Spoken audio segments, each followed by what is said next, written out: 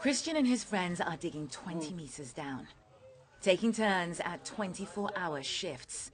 There's no light and little oxygen, but what they bring up is precious. This is the start of a supply chain leading all the way from this makeshift mine to your luxury battery-powered car. The sacks are full of cobalt ore, a crucial component in lithium-ion batteries, set to power the coming green energy revolution. But at what cost? There is growing evidence that the cobalt supply chain uses child labor. Companies say they're working hard to verify the source of all their hand-mined, artisanal cobalt, but that it's a difficult task. We're here to follow the supply chain and see if we can do it for them. Before we set out, even the local governor warns us to expect to see children at work. We arrive at the Musonoi River mine, where the cobalt ore is washed to grind it down. Although we've been given permission to film here, as soon as they see us, officials begin to scare the children away. Not all of them, though, are fast enough. Some work on. One young boy staggers under his load. His friend sees the camera, and he drops his sack. They've clearly been warned.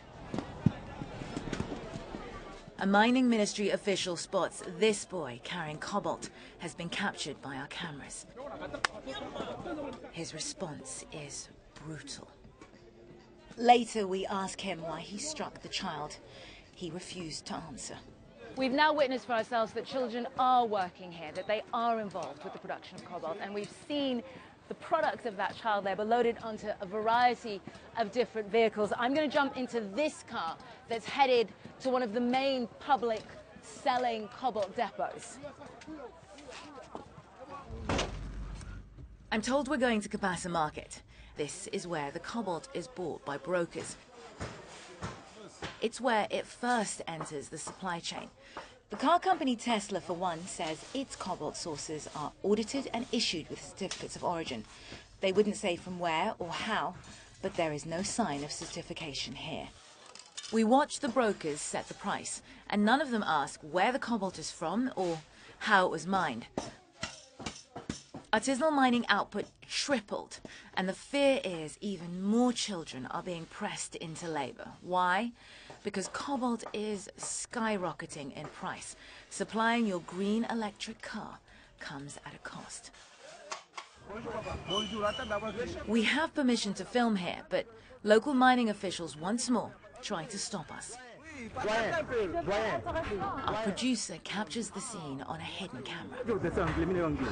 The government says it's working to combat child labor, but the same mining ministry officials tasked with enforcing an ethical supply chain have been the ones attempting to block our investigations. A police officer arrives and we're told we need to leave for our own safety. We do. But not before we spot a red truck loaded up and leaving the very same market. It matches the distinctive red of the trucks used by one of the main international cobalt supply firms, China's Congo Dongfang Mining, CDM.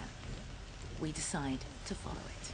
We can't afford to lose him because where he delivers that cobalt load, that is the link between the children that you saw down there on the riverfront and the global markets.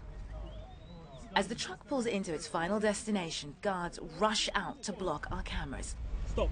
Let's go. We later receive a warning phone call. This facility is under the protection of the Presidential Guard. We're told to stay away. What's going on? That appeared to be a CDM truck, but this isn't a CDM facility.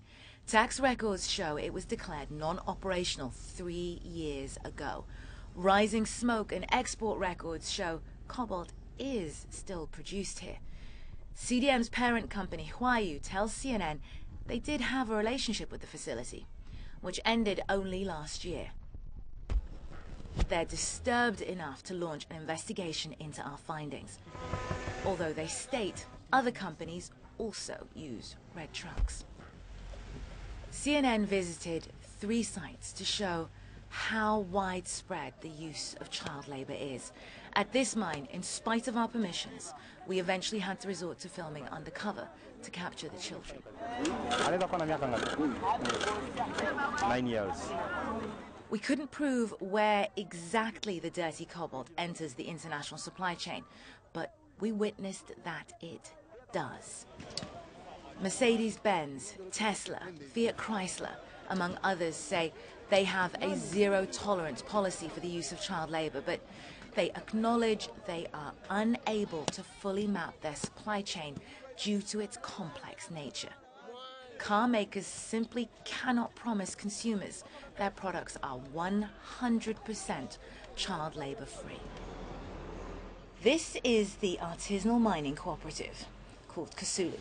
It's run by the main international supplier, CDM. Rows and rows of red trucks like the one we followed await pickup here. Access and entry are controlled to block the presence of children, and certificates of origin, CDM say, are dispensed in controlled circumstances. This is what the big brand names who source their cobalt from Congo believe governs their supply. But this is the exception, not the norm. The cobalt from Kasulu accounts for less than a quarter of the country's artisanal cobalt export. Here, the Ministry of Mining has to countersign for the certificate of origin to be considered valid. So, the very same entity whose officials CNN found complicit in hiding the presence of child labor at the artisanal mines we visited is responsible for certifying the cobalt here is child labor free. After 10 days in Congo, our contacts advise us to leave for our own safety. But what have we learned? At the main markets, nobody asks where the cobalt for sale is mined or how. We followed a truck to an operation that is pumping dirty cobalt into the international supply chain under the aegis of the Congolese Presidential Guard. We witnessed mining ministry officials harassing children to hide them from our cameras, while others blocked our filming. All employed by the same Congolese authority car makers entrust to issue this certification. But from what we've witnessed, it's clear no manufacturer can fully assure you that your electric car is truly ethical. And as demand for essential cobalt soars, it's children like this little boy who are paying the real price. Nemel Barer, CNN, Kolwezi, the Democratic Republic of Congo.